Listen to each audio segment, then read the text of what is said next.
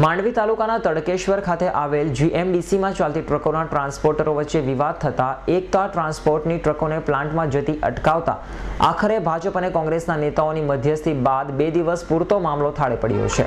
માંડવી તાલુકાના તડકેશ્વર ખાતે આવેલ લિગ્નાઇટ પ્લાન્ટમાં આશરે 500 થી વધુ અલગ અલગ 24 જેટલી ટ્રાન્સપોર્ટની ટ્રકો કોલસાનું વહન કરે છે, જેમાં એકતા ટ્રાન્સપોર્ટ અને બીજી 23 જેટલી અલગ અલગ ટ્રાન્સપોર્ટની ટ્રકોનો સમાવેશ થાય છે। हाल थोड़ा समय पहला ज एकता ट्रांसपोर्ट सिवायनी 23 ट्रांसपोर्ट एक थई जई तड़केश्वर ट्रांसपोर्ट एसोसिएशनનું निर्माण કર્યું છે।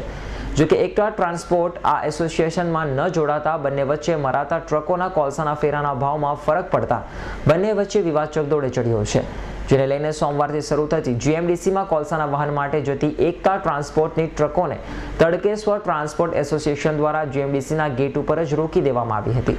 તેથી મામલો ગરમાયો હતો અને પોલીસને આવવાની ફરજ પડી હતી। જો કે બંને પક્ષે ભાજપ અને કોંગ્રેસના મોટા માથાઓ આવી જતા બંધ બારણે ડીવાયએસપીની હાજરીમાં મંત્રણા થતા હાલ તો 2 દિવસ સુધી મામલો શાંત પડ્યો છે। અમારા લોકોની એ ટ્રાન્સપોર્ટ વિરુદ્ધ કોઈ એ નથી, એ માણસની વિરુદ્ધ આવી પણ નથી। એકતા ટાઈગર ટ્રાન્સપોર્ટ જે છે એના વિરુદ્ધ નથી।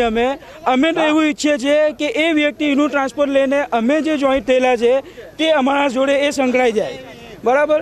હવે એ માણસનો હેતુ એ છે કે એજન્ટો જે છે શોષણ કરવામાં એ એજન્ટોનો ભાગ બનેલો છે કે એજન્ટો એને હઠો બનાવીને અમારા જોડે શોષણ કરે અમારું, બરાબર।